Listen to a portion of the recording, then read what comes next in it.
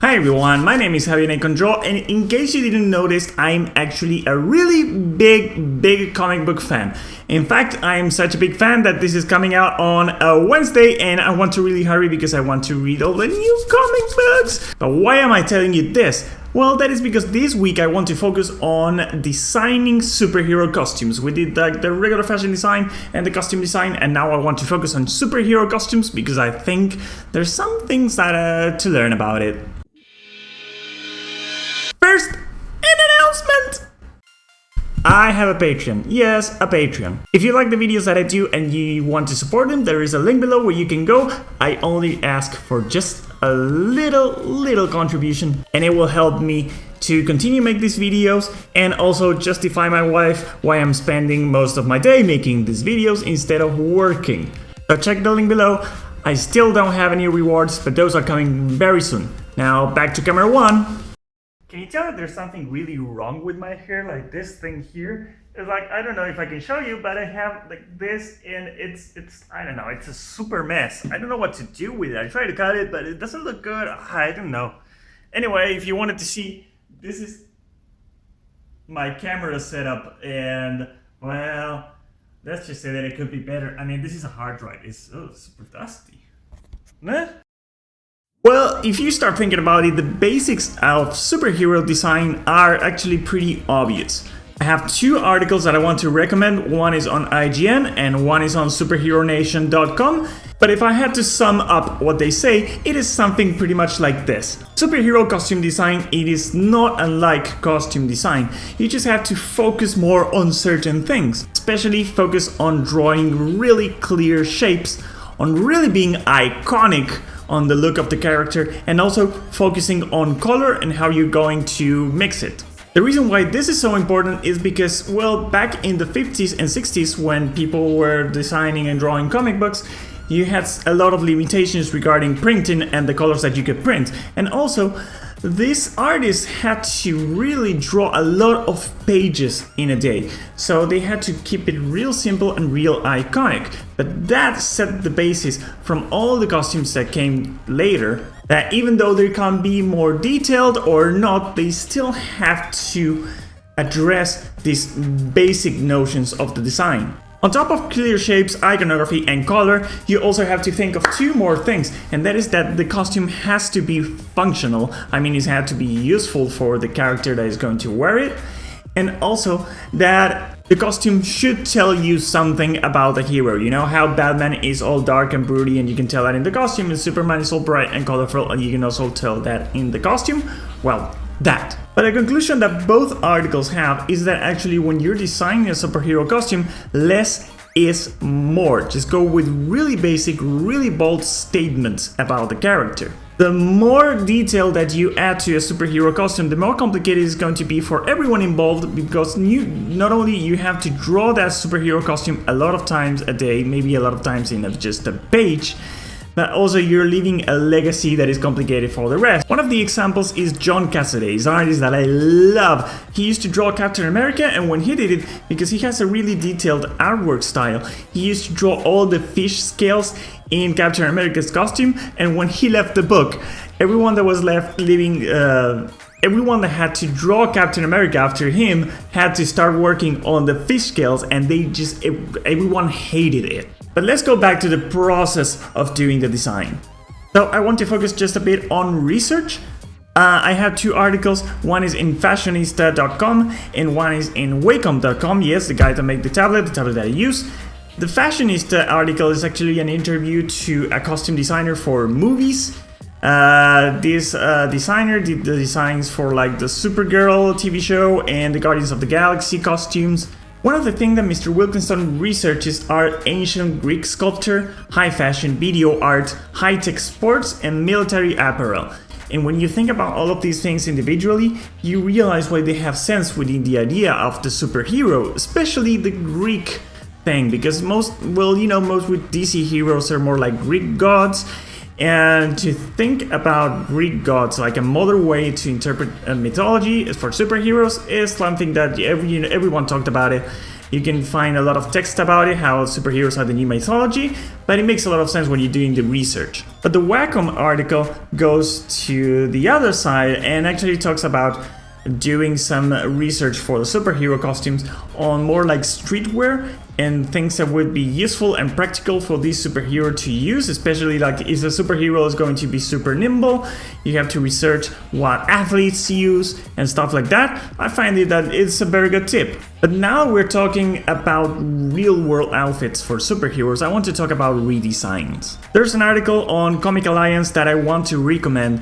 This talks about a lot of redesign and what the redesign of a superhero should achieve. Mainly that it should reflect the personality of the characters, it should redeem the characters when it's a really bad design like from the 80s, and also it should help the character approach a new audience. Most importantly, a costume redesign should talk about the type of stories that this superhero is about to live, that it doesn't have to necessarily be the same stories that the superhero has done before. An example of that is Moon Knight.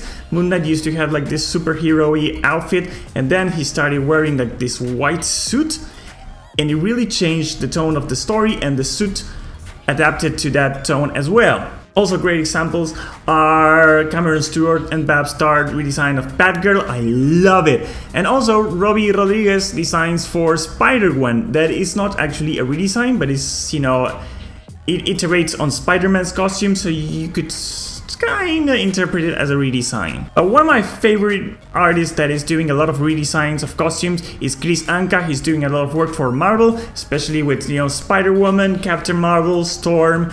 I love the way he designs these costumes, and there is an interview with he and other two artists talk about the process of redesigning costume and what it should achieve, and what are the goals and what are the changes and what the audiences want nowadays. So now that I've seen all this and I did all this research, tomorrow I'm going to start doing some redesign of really well-known superheroes, because if I started trying to create my own superhero and then design a character like the costume based on that, it would be really boring, because first I would have to talk a lot about the superhero itself and not focus so much on the costume. So I don't want to do that. I want to focus on characters that already have a really rich history and try to see how I can apply all these notions that I just read about to this superhero costume design.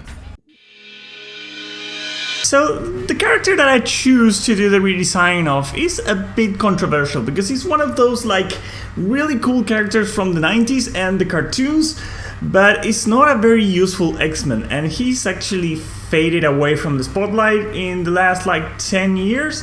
And this character is Gambit, and I want to show you something on the screen. Well, these are the outfits that Gambit has been using throughout the years. They are all variations on the same thing. That is the one that is on the first image, that is going to be like a coat and the metal boots up to the knee, and then maybe some kind of like spandex and whatnot. But you know, I don't really like them. The last one here, that is the last one that the Gambit used, it actually was some sort of like corporate uniform. I didn't follow the storyline, but it's not like the regular Gambit outfit.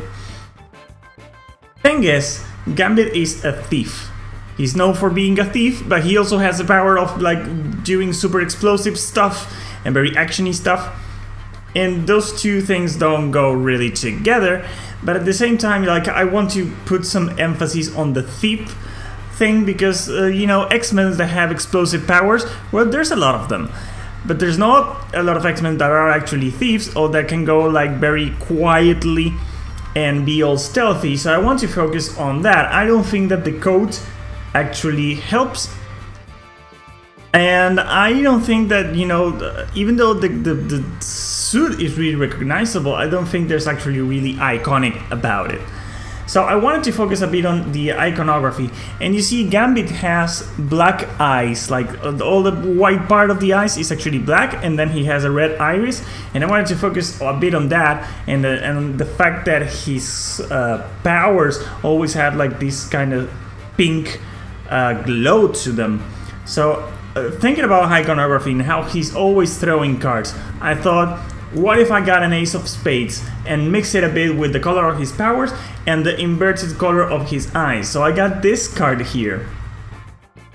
And I'm going to be using this card, this spade, this pink spade over a black background as his iconic personality, his iconic identity. So I started sketching some quick ideas for what the costume should look like. See, I got rid of the coat. That was the first thing that I wanted to do. I wanted to get rid of the coat and give him some sort of jacket. Let me wait a second. I really like this. Where is it? There it is. I also wanted to keep like this kind of neck for the jacket because it reminds of the coat, because you know it would be a redesign of the costume, so it has to have certain elements that had to do with it. And I started thinking like, well, what would a character that's supposed to be stealthy wear? So I started looking like some sort of boots that you know, cops and maybe some soldiers use, and I thought like, well, maybe that, because they can be silent like SWAT teams and stuff like that.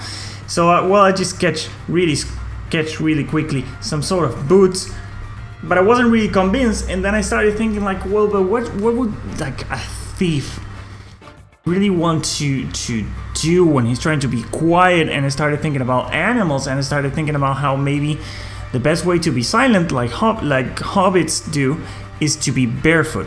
But I'm not going to, you know, have him be barefoot. So I just gave him this like kind of the socks with the thumb. You know, you can get those shoes, the ones that have like the thumb apart from the rest of the toes, or maybe just all the toes there.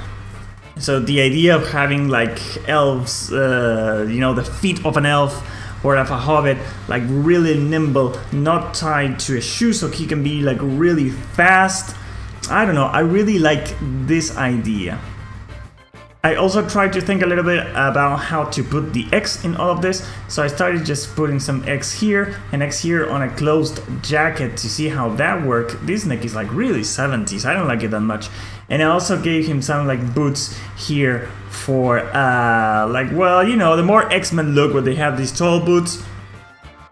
But I felt like, well, if we're going to be going just a little bit forward with the idea of trying to have the character be recognizable and having his uniform talk about the character, I said, like, well, let's go with those feet.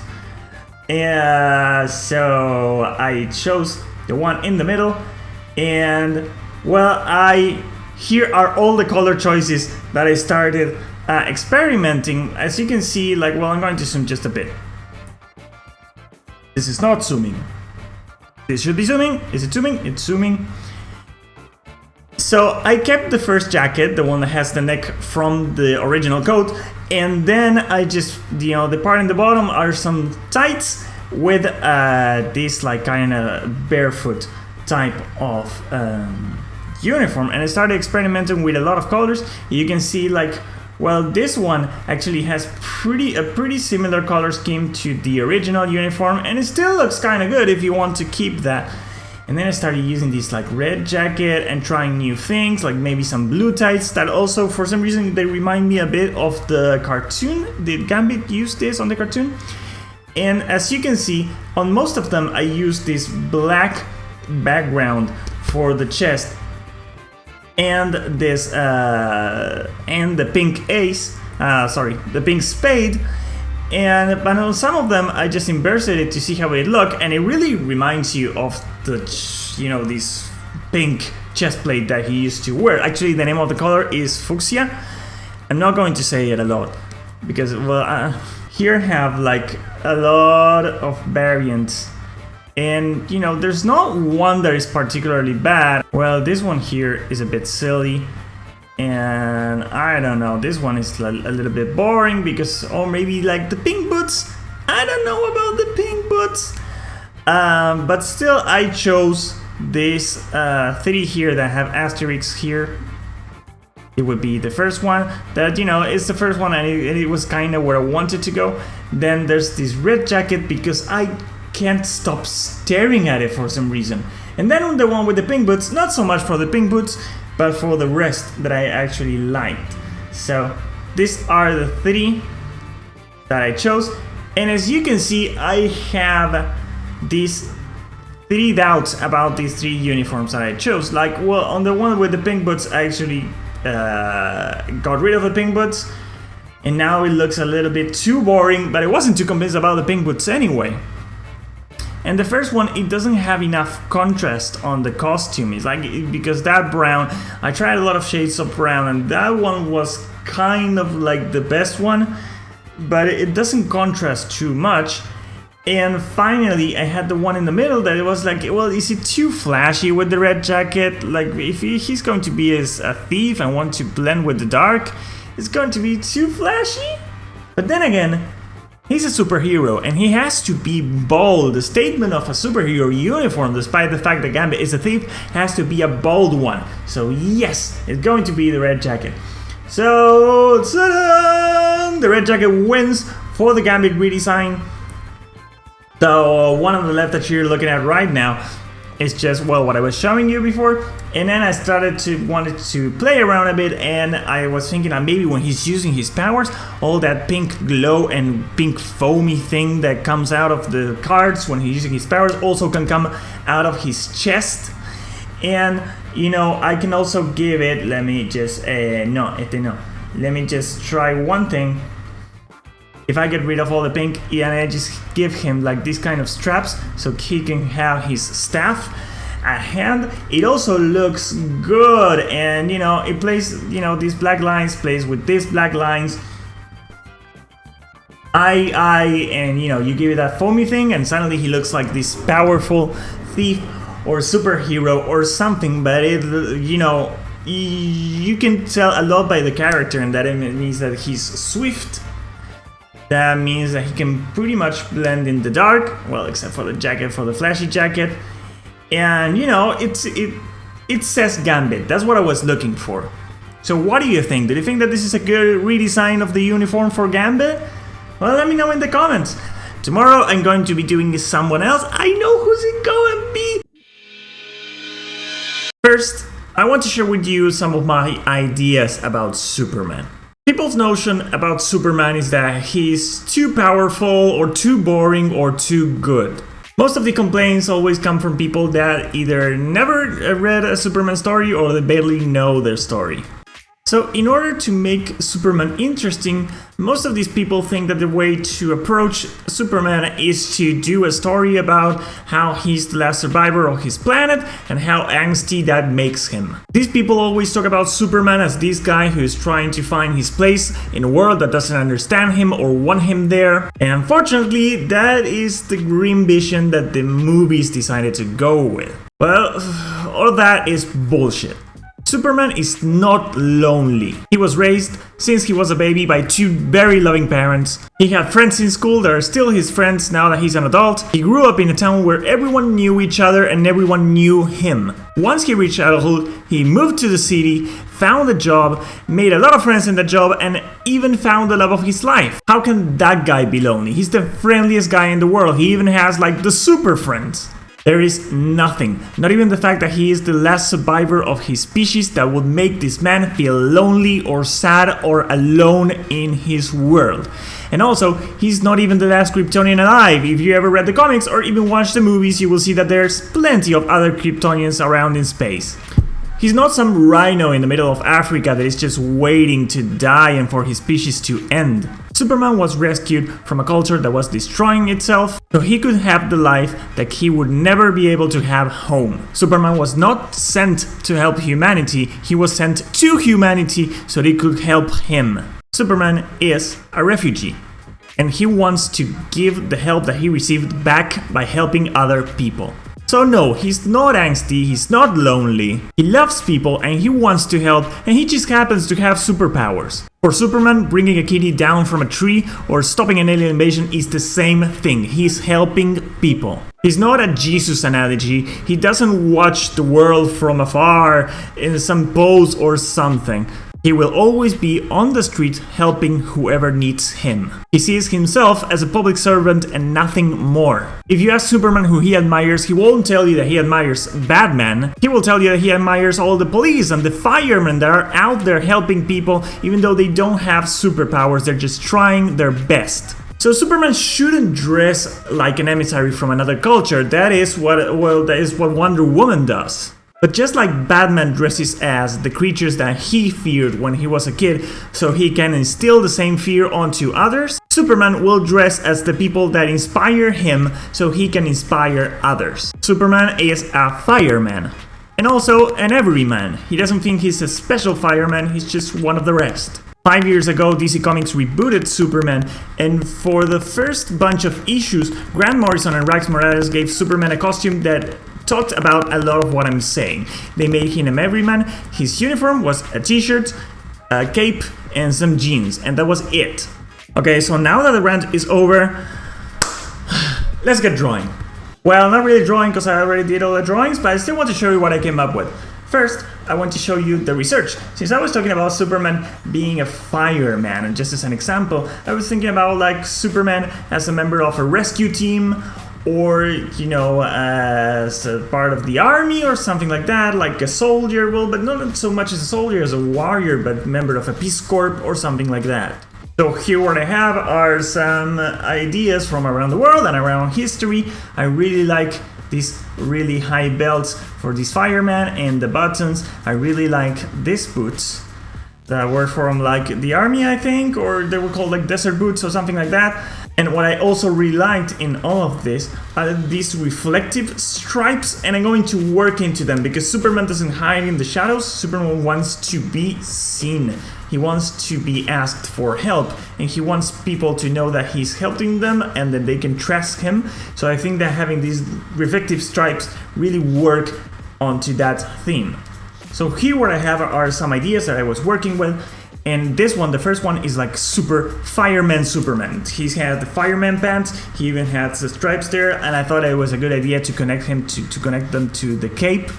He also had the reflective bands here, and maybe I can make this reflective and this reflective.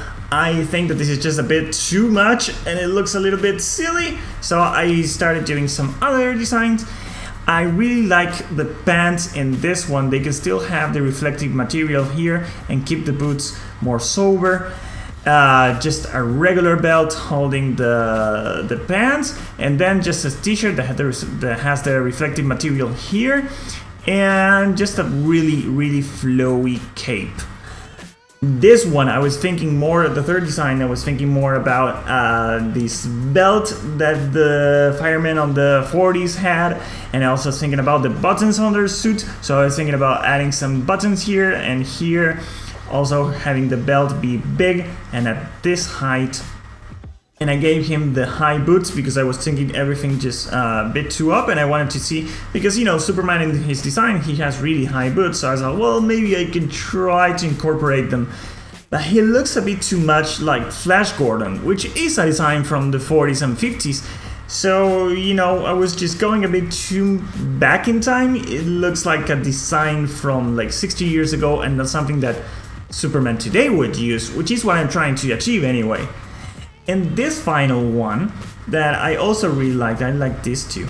And I made his suit, like I gave him some stripes so it can look more like high-tech or something, maybe just a little bit alien. And I just went full on fireman pants that they don't have, like, they don't follow the lines of the body, so they are really open here. So these two are the designs that I liked. But I didn't know if I wanted to just choose one of them or if I wanted to exchange the pants and see what was going on, so that's what I did. So as you can see, I made a mix here, and what I liked the most were the pants that weren't too loose. These ones are like the tighter pants, just a bit tight, and also the futuristic here shirt.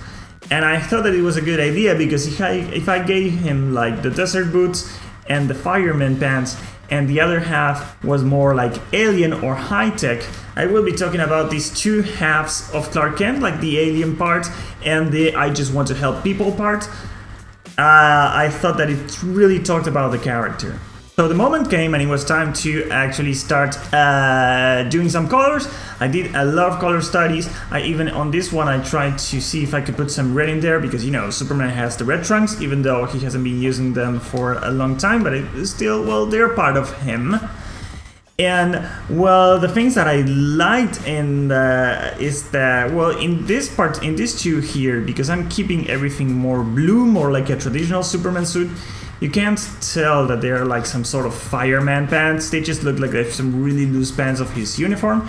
It gives unity, but it doesn't like really sign it like you know, I'm not too bold on the changes.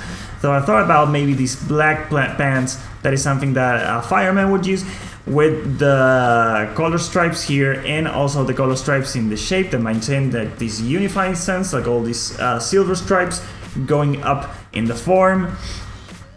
I also like this one. Here the belt is red, and here I made like this two color combination for the shirt to make it look like maybe more high-tech or more alien-y. But I also really liked this one with the pants, not black or gray, but just dark blue. It made a difference, and it is something like more like police pants, and with the red boots, you know, just a bit brighter there. So I like those three. Here they are, and let me tell you what I think. I actually really like the three of them, and I couldn't decide. But in the end, well, between the belts, I have to be honest with you, I really like the yellow belt. I think that it cuts the figure in half, which is something that the red belt doesn't do. It doesn't mark a difference there, and I wanted that. And I'm not really too convinced about this two color combination. So I think it's just, you know, it's overcomplicating things when I can just keep it for regular blue and just be like that, like going for a bit more iconic. And well, the pants, I'm just fine with all of them, but I want to be a little bit bolder, so I will choose this one. Ta-da! This is the winner. This is my redesign for Superman. So remember what I was telling you about, you know, everything I like. Wait. I like him to have this reflective material so he can be found and he can be seen. That will also be on the S on the cape, so he can also be seen there, because if you think about Superman, like when he's not saving aliens, he's saving people from fires, or maybe rescuing like miners on a cave, or things like that. Having these reflective materials and having the S, you know, because the S can also be reflective, Superman can use that S not as just a symbol, as a part of the uniform, but as a badge. When you see him coming from afar in maybe a dark place, or if you're in rubble, if there was an earthquake and you need to be rescued, and you see a small reflective pieces, so you can call the person that is searching for you, and you see the reflective S, you will know that it's a badge. You will know who is the one that is helping you. And this, you know, it really goes with the theme of this being a uniform of a public servant, as a force, as a fireman, as a police, or whatever. But just that because he is Superman and he is apart from the rest in its own way, he has his own uniform. But still, like, you could put him together with a fireman and they wouldn't look ridiculous. Like, you could have him, you know, that picture of the workers eating on top of the Empire State Building where it was being built. You could have this Superman sitting there with them just having lunch, and it wouldn't look ridiculous. But if you have like the Man of Steel Superman, the one from the movie, sitting there, it just looks weird. It looks like that Spider-Man that is on like Times Square making dances and then just stopping for lunch. It's a bit sad or weird. Like, everyone would be weirded out if that Superman sat with them. So I didn't want that. I want someone who he could go into a shop and just get a can of Coke and pay for it and just go on his own way, and everyone would be okay with it. They wouldn't be like, Superman is here.